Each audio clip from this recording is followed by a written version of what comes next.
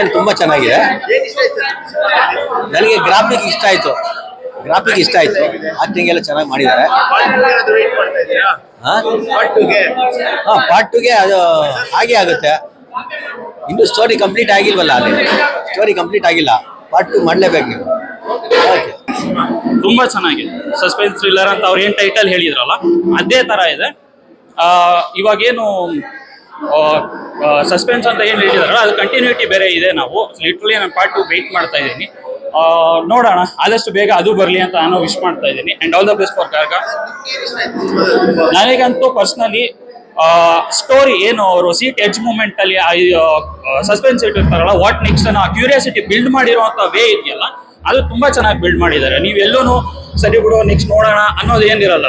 Like ಆ ಲತಾಜಿಕಾಗಿ ಹೋಗಿ ಹಿಂದೆ ಕುತ್ಕೊಳ್ಳೋಕೆ ಬಿಡ್ಲಿಲ್ಲ ಅವರು. ಆ ಸೀಟ್ ಎಡ್ಜಲ್ಲೇ ಕೂರ್ಸಿದ್ದಾರೆ ನಿಮ್ಮನ್ನ.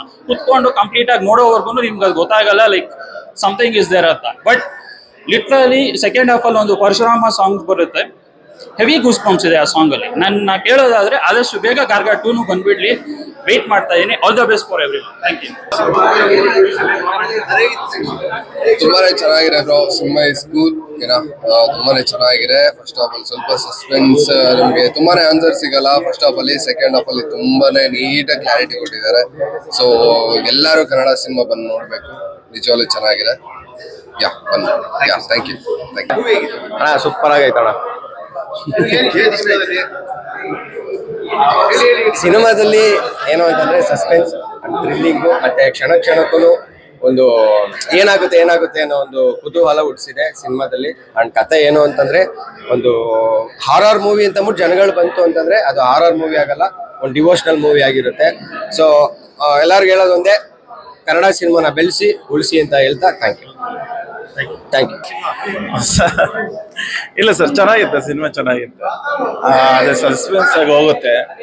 ಏನ್ ಕ್ರೈಮ್ ಥ್ರಿಲ್ಲರ್ ಅಂತ ಏನು ಅವ್ರು ಕೇಳಿದ್ರು, ಸಸ್ಪೆನ್ಸ್ ಆಗಿ ಹೋಗುತ್ತೆ. ಇನ್ನು ಕಂಟಿನ್ಯೂ ಆಗುತ್ತೆ ಸ್ಟೋರಿ. ಪಾರ್ಟ್ 2 ವೇಟ್ ಮಾಡ್ತಾ ಇದ್ದೀವಿ. ಈಗ ಕ್ಲಿಯರ್ ಆಗಿಲ್ಲ ಸ್ಟೋರಿನೇ, ಅವ್ರು ಬಿಟ್ಕೊಟ್ಟಿಲ್ಲ, ಇನ್ನು ಕಂಟಿನ್ಯೂ ಆಗುತ್ತೆ ಅದು.